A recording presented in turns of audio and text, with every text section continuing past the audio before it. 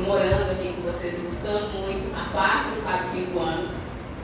Trabalho, né, no serviço público lá no centro de saúde, no Centro Médico de Paredão, no pré-natal de alto risco. Né, e fico sempre muito honrada de ser chamada para conversar com vocês. Né, sintam-se à vontade para perguntar, para interromper. Vai ser bem breve mesmo, pode parecer longo, mas vai ser uma coisa bem breve, uma conversa bem breve. Só para a gente lembrar mesmo, de alguns pontos importantes, de segmento, de conscientização, muitas vezes da gente mesmo, como profissionais, né, e que isso se estende ao paciente. Né. Eu mesma estou quase trocando o nome, o mês do Outubro Rosa, mês de prevenção ao câncer de mama, por mês de conscientização da saúde da mulher. Porque eu acho que a gente vai ter que olhar um pouquinho além do que é a mama. É claro que a mama tem uma grande importância, foi ela que trouxe, inclusive, recursos para a gente poder dar esse ênfase nesse mês para a saúde da mulher, mas essa é a oportunidade que a gente tem de estar com essa paciente e a gente tem que explorar o máximo que a gente conseguir. Porque são pacientes de vulnerabilidade, na maioria das vezes, que elas não estão em contato com a gente da saúde o tempo inteiro. Então, quando essa mulher chegar para a gente, né, seja por questões de Outubro Rosa, seja por outras ações, vamos captar essa mulher e olhar ela como um todo, o máximo que a gente conseguir, o máximo de recurso ser disponibilizado e facilitado para essa paciente ao mesmo tempo. Então a gente vai falar um pouquinho rapidinho de câncer de mama, colo de útero, endométrio, ovário, vulva e vagina. São os cânceres ginecológicos, né? Mas a gente não vai enfatizar sobre dados, acho que a Vanessa vai falar um pouquinho sobre incidência, mortalidade para a gente, né, questões de Brasil. Então a gente não vai focar nisso, a gente não vai focar em proliferação de câncer, metástase, tudo isso. A gente vai focar em o que a gente vai fazer para prevenir e ajudar essa mulher e como é que a gente vai rastrear, que é uma prevenção secundária. Né? Câncer de mama, principalmente, que é o nosso foco, a gente tem que lembrar que quando não deixar por menos, como se fosse uma coisa menor, menos importante, a questão da prevenção em questão de mudança de hábito de vida. Gente, a gente não escolhe aquele que a gente nasce. A gente não escolhe a genética com a que a gente nasce. Né? Mas a gente consegue mudar algumas questões que facilitam a gente ter câncer. Né? Não tem nenhum estudo, por exemplo, que não mostre que álcool, fumo, obesidade, não ter um estilo de vida saudável não impacte diretamente com o câncer. Né? Que não contribua como um fator direto, predisponente para a gente ter câncer. Então, a genética eu tenho como mudar? Não. Mas eu consigo mudar hábitos de vida e controlar isso. Então, batam nessa tecla para paciente, porque é muito fácil a gente achar que depois se resolve com uma medicação, se resolve com cirurgia, mas não.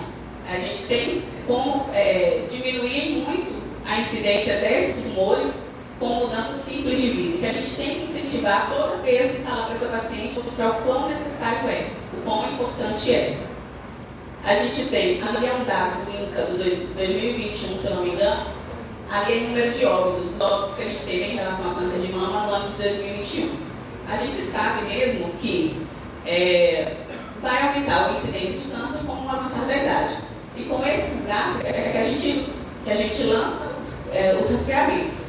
Né? Então, se a gente vê que a incidência de câncer de mama aumenta consideravelmente a partir de 50 anos, as políticas públicas vão ser voltadas para a gente começar a rastrear essas pacientes a partir dessa idade. Né? Então, serve para isso. E para a gente se atentar à paciente que chega para a gente. Né? Do risco que ela está, classificar essa paciente quanto ao risco que ela tem. Tanto de história de vida, quanto risco por causa de idade, né? Hábitos de vida, tudo isso. A nível de Ministério da Saúde, que foi redefinido ano passado por INCA e Ministério da Saúde 2023, lembrar que a gente faz rastreamento padrão ouro, é mamografia. Então a gente faz bianual para pacientes entre 50 e 69 anos de idade. Vou ser bem sincera para vocês que em consultório a gente tem algumas recomendações que também saíram novas agora. 2023, que foi uma conclusão de Sociedade Brasileira de Mastologia, Radiologia e Ginecologia Obstetrícia, que pediu um rastreio um pouco mais amplo. Para as pacientes que tem condições, você pode oferecer isso. Mas a gente já pega um número extremamente considerável como rastreamento que o Ministério da Saúde proporciona para a gente. Se a gente conseguir, em consultório, eu sigo mais isso aqui. Pacientes entre 40 e 74 anos, principalmente, que a expectativa de vida, graças a Deus, a gente tem crescido muito. Né? Ninguém diz que uma das pacientes que a gente tem hoje com 70 anos tem 70 anos. Né? Então vão viver muito, então que vivam bem. Então a gente considera, hoje eu faço um rastreio até mais prolongado para esses pacientes. Né? E a gente tem que considerar cada paciente. Né? Tem pacientes que têm um risco maior, tem pacientes que já tiveram algum diagnóstico em exames anteriores, hiperplasia ductal, um carcinoma in situ. Então o rastreamento dessas pacientes é individualizado.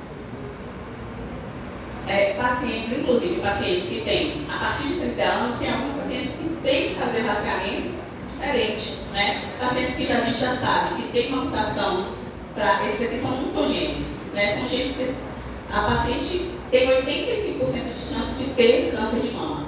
Em 2013, a Angelina Jolie descobriu que tinha essa mutação genética e ela fez mastectomia total, bilateral, para se prevenir. Então, ela sabia que tinha 85% de chance de ter câncer de mama.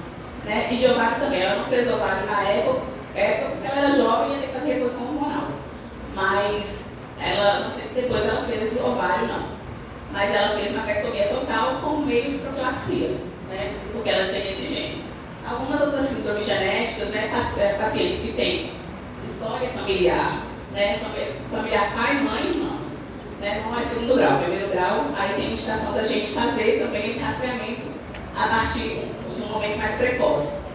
E pacientes que têm um histórico de um parente de primeiro grau, homem, né? A gente foca muito em câncer de mama em mulher, mas a gente 1% dos cânceres de mama são em homens. Né? Então, é claro que é uma raridade, mas a gente ainda assim tem que se atentar. O que a gente tem que conduzir? Como a gente vem considerando a gente, atender aquele paciente numa atenção primária, né? Se ele pediu a mamografia ou ela fez por algum programa, tinha um caminhão passando, ela fez e chegou essa mamografia para você, o que você vai fazer com segurança conduzir essa paciente, sem precisar, muitas vezes, encaminhar ela para um especialista? Porque a gente tem pacientes realmente que precisam de um especialista, de um mastologista, de um onco, né? E vão ficar atrás de uma fila prolongada que não tinha necessidade para alguns pacientes estarem lá. E que dificulta o acesso de quem realmente precisa, atrapalha o andamento, né? O tratamento dela vai demorar mais a ser iniciado, porque a gente colocou muitos pacientes que não precisavam. Né? Que com a segurança da gente, baseada em evidência científica, com tranquilidade, a gente consegue conduzir esses pacientes na atenção primária e no nosso consultório. Né? Pacientes, por exemplo, chegou a mamografia para você, deu BIHARD 0. Né? A gente classifica as mamografias e ultrassons, né? Com essa classificação de BIHARDs. O BIHARD 0 quer dizer que aquela mamografia não conseguiu enxergar aquela mama direita. Então, se ela não conseguiu enxergar aquela mama direita, ela fala para ele, não consegui ver direito. Então, você vai complementar com outro método, normalmente o ultrassom. É muito comum dar essa alteração, né, de BIHARD 0 não conseguir enxergar direito em mamas muito jovens. Pacientes que são mais jovens têm uma mama mais densa. Né? No meio da densidade primária, não consegue ver tão bem. Aí, mais o ultrassom complementa de grande, assim, de uma forma muito tranquila, uma mamografia de uma mama densa. Então, uma paciente de BIHARD 0, você consegue conduzir solicitando um ultrassom para ela, lá na atenção primária mesmo, sem precisar encaminhá-la. Né? Um BIHARD 2 também. BIHARD 1 vai ser aquela mama que é só tecido de mama mesmo, super tranquila. Uma BIHARD 2 é aquela mama que tem tecidos, que tem a mama, mas tem alguns achados que a gente tem certeza que é benigno. Né? Pacientes que são mais velhos, é muito comum na mamografia mesmo você vê o vazio arterial lá calcificado. É uma alteração, não é tecido de mama, mas é uma alteração que a gente já sabe que é comum da realidade e é muito tranquila. A chance de ser alguma coisa maligna nesses achados que se enquadram no BIHARD 2 é entre 1% e 3% no máximo. Porque o BIHARD 3, como vocês vão ver ali, a chance de um BIHARD 3 virar mentira, o BIHARD 3 é que vai dar 1% de chance de ser maligno. Porque é BIHARD 4, a partir dele você vai ver que 2% vai ser chance de ter malignidade. Então, até um BIHARD 3 você consegue conduzir muito bem na sua missão primária, no seu consultório. Aí, a partir do BIHARDS 4 e BIHARDS 5, aí sim você tem que caminhar para um colega, para um especialista, para o gineco e para um mastologista, né? Dependendo do que você tiver disponível na sua rede de fluxo. Mas aí, a partir disso. No BIHARDS 3, aí a gente pode diminuir o tempo. No BIHARDS 3, a gente pode diminuir o tempo de acompanhamento dessa paciente, para ter certeza que aquele achado é um achado benigno. Né? Se a gente ia fazer bienal, a gente não vai fazer bienal. A gente vai fazer ele de 6 meses ou 12 meses no máximo. Né? Se mantiver aquela alteração, tranquiliza a gente. Se tiver alguma evolução, aí a gente vai seguir protocolo para o encaminhamento para o especialista. Algumas observações que eu quero fazer sobre câncer de mama e rastreamento.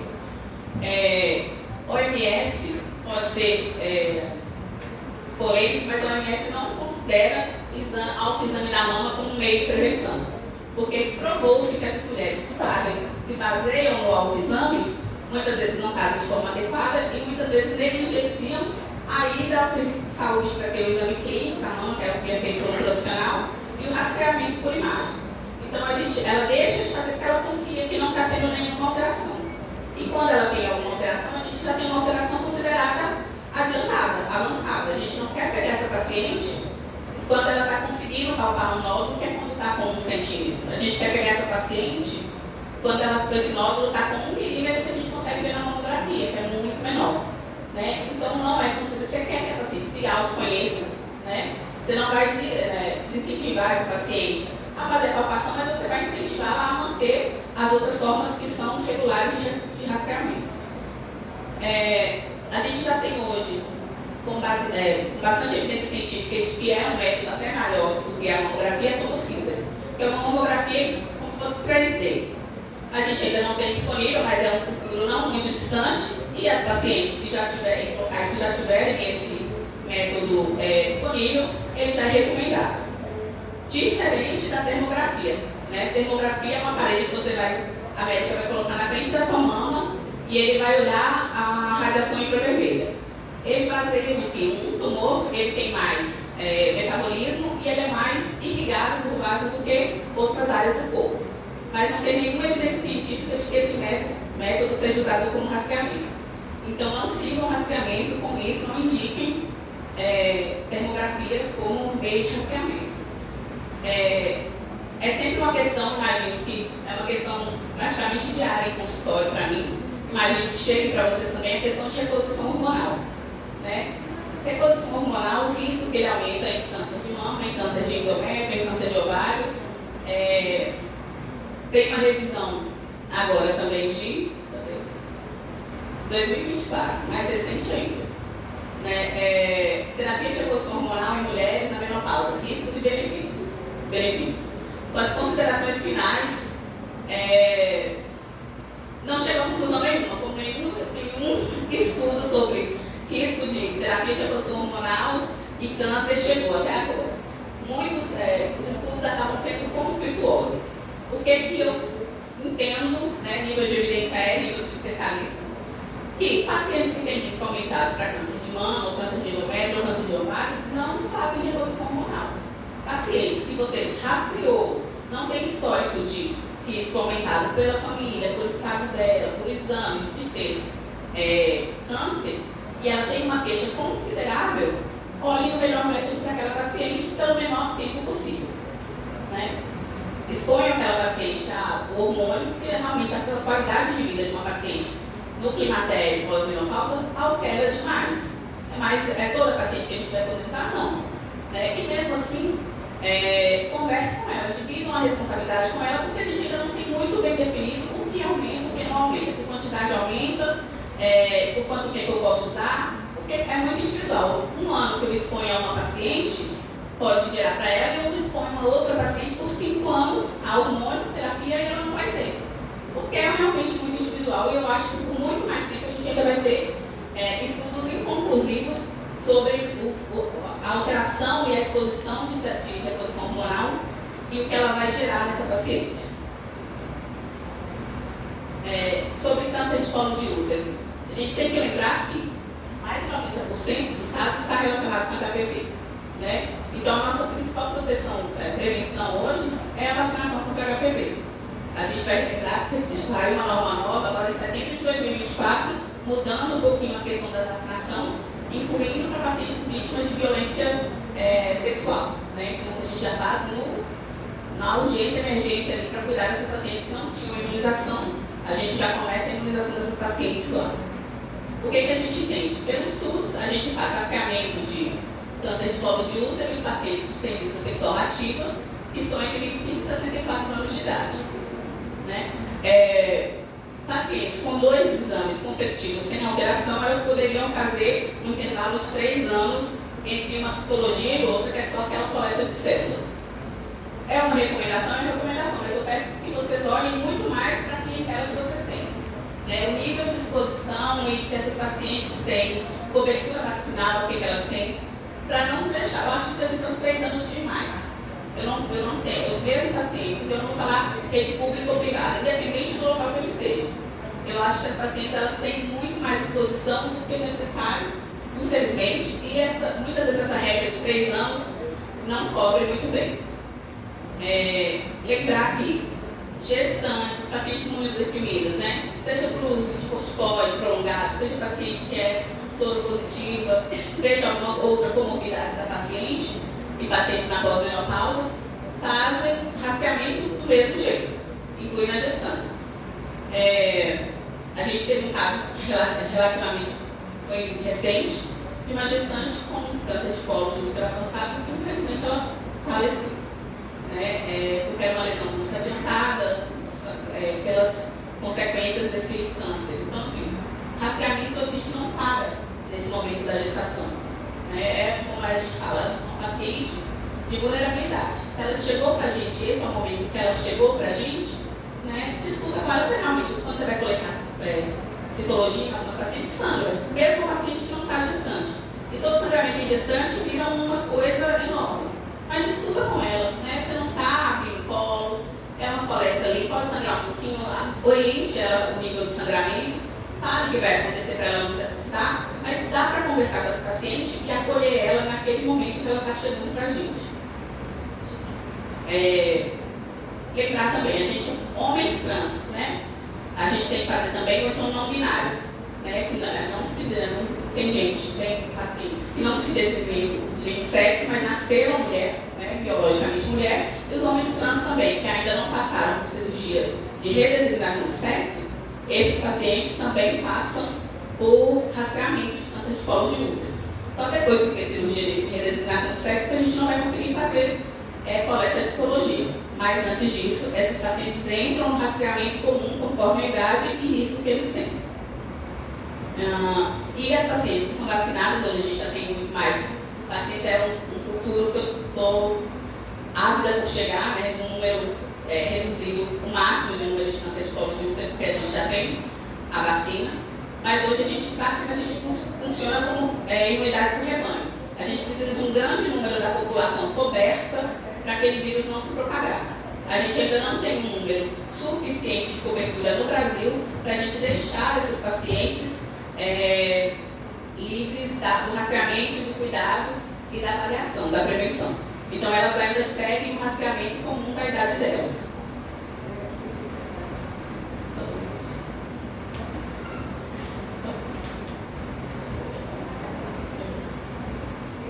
Aqui é só para mostrar o que chega para vocês, no resultado da citologia, do preventivo que vocês coletaram, o que é que a gente tem, que a gente consegue acompanhar na nossa unidade básica, no nosso consultório. Pacientes que têm rastros, é uma paciente que a gente pode acompanhar, dependendo da idade, a gente vai no máximo diminuir o tempo de citologia de coleta nova dessa paciente, e pacientes com lesões de baixo grau também podem ser acompanhadas. A gente só vai encaminhar para a colposcopia, que é a avaliação com reagente, com colposcópio, pacientes com ASC-H, ASC-G, que são alterações glandulares. Esses pacientes precisam ser encaminhados para fazer colposcopia e muitas vezes biópsia em seguida. As pacientes que já vieram com lesão de alto grau,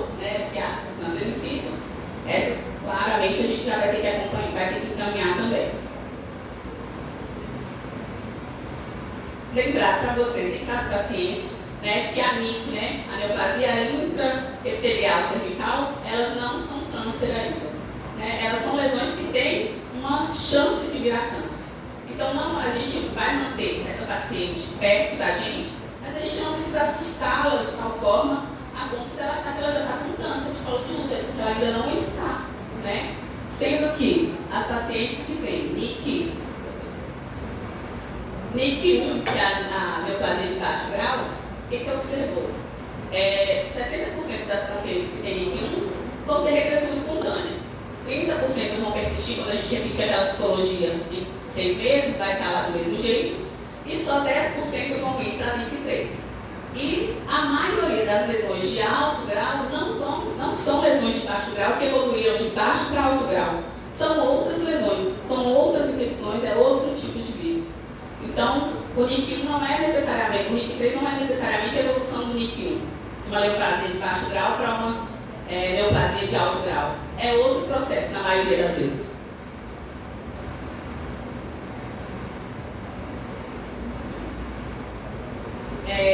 Lembrando, igual eu comecei a falar com vocês sobre a normativa nova sobre a vacinação, né, o calendário vacinal em relação à vacina para HPV. Lembrar que a gente tem, no Ministério da Saúde, a gente tem a quadrivalente, né? Cobre 4 serotipos, os 4 principais serotipos de HPV. Hoje a gente já tem na rede privada até a monovalente, cobre 9 serotipos de HPV. Mas o que a gente tem disponível hoje? A de 4 quadrivalente, e que ela vai para meninos e meninas de 9 a 14 anos, uma dose, de 15 a 19 anos, também uma dose, imunocomprometidos de 9 a 45 anos são 3 doses, e o que alterou principalmente agora são as vítimas de abuso sexual que não são vacinadas ou têm um esquema incompleto, da gente completar o esquema vacinal dele conforme a faixa etária que eles tiverem. Então, seria endométrio bem rapidinho também. Né? Endométrio vai ser a partezinha de dentro do útero, né? Ela está relacionada principalmente com hiperestrogenismo. O que é que a gente tem de hiperestrogenismo? Pacientes que fazem reposição hormonal, pacientes que fazem tratamento de câncer de mama com tamoxifeno, pacientes com obesidade, pacientes com síndrome de ovário policístico. Obesidade e ovário policístico são síndromes, né, metabólicas que elas deixam o organismo da gente o tempo inteiro com o estrogênio aumentado. Porque no tecido gorduroso a gente faz conversão de estrogênio e a gente fica com estrogênio o tempo inteiro. E esse endométrio, né, ele responde ao estrogênio. Ele fica o tempo inteiro estimulado.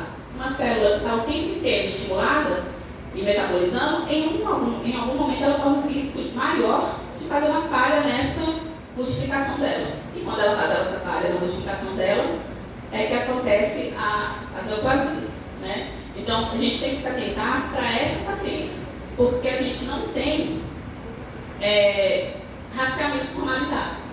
Não tem evidência para a gente rastrear câncer de endométrio numa população geral. Mas a gente tem que se atentar para as pacientes que têm fator de risco, que são essas pacientes que a gente falou no slide anterior.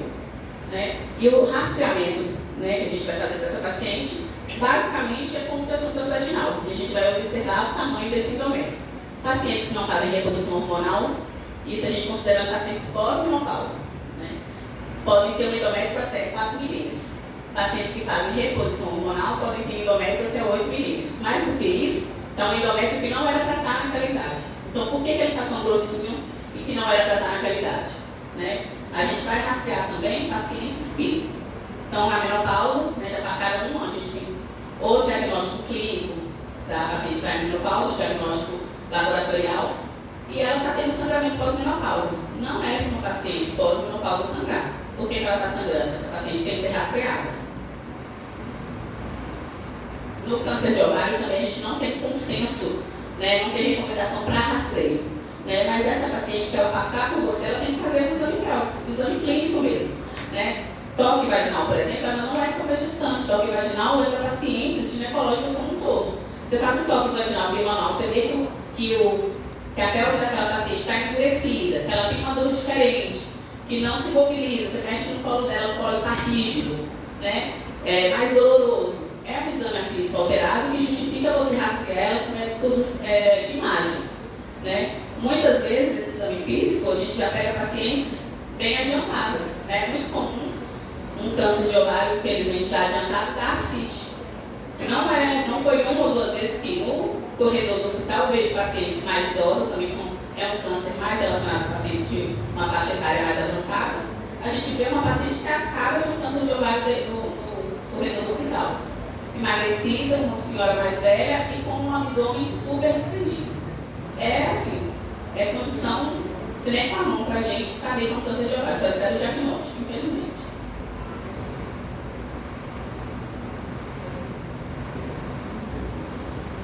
Com câncer de ovário,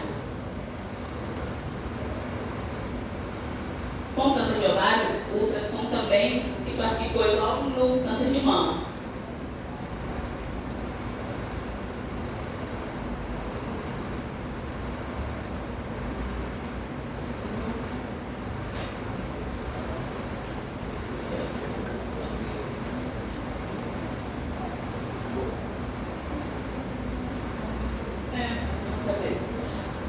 O câncer de ovário, a gente fez classificação em ultrassom igual a gente fez na classificação de Mirradas do câncer de mama. Por quê? Porque, infelizmente, o ultrassom é um bom exame, mas ele é operador dependente. Depende muito de quem está fazendo o exame. Então, para conseguir orientar melhor, e diminuir a discrepância entre um exame e outro, fez a classificação de OHRADS também para a gente seguir. É o que vai chegar para vocês no ultrassom, para seguir. Então, o OHRADS. Um OHRADS até o verdinho ali, que é o OHRADS, até 0, 1 e 2. Até o OHRADS 2 aqui vocês conseguem conduzir bem em consultório e atenção primária. OHRADS do amarelinho, que é o 3 para frente, tem que ser encaminhado para assistência do especialista. E lembrar que no exame dessa paciente, na inspeção, na hora que a gente está colocando na citologia, você vai fazer a inspeção de toda essa paciente, porque a gente tem câncer de vulva, São lesões que na maioria é raro, mas tem aumentado a incidência porque está relacionado com HPV. A gente não tem protocolo de rastreamento. Na maioria das vezes, o achado é um achado que você está coletando o exame dessa paciente e você viu uma alteração no período daquela paciente, ou mesmo a paciente já chega para vocês e fala, tem uma coceira diferente que não está passando, uma ardência numa região específica que não está passando, e você vai examinar e você vê uma lesão nessa paciente, que é um câncer de vulva. Ou então, por exemplo, igual a gente tem um câncer de colo de útero, uma lesão precursora, neoplasia intraepitelial de vulva, neoplasia intraepitelial de vagina, que são aquelas precursoras que a gente vai ter que fazer o tratamento da mesma forma. Termina de diagnosticar com biópsia, mas a partir de que você já viu uma lesão específica, assim, que a gente vai ter que terminar o diagnóstico com biópsia, essa paciente já tem que ser encaminhada para um especialista. Esse é o resumo sobre os principais cânceres ginecológicos. Espero que, mesmo falando rapidamente, tenham absorvido alguma coisa para passar, interiorizar para vocês, para as mulheres que convivem com vocês, no trabalho de vocês, porque é muito importante. Tá bom?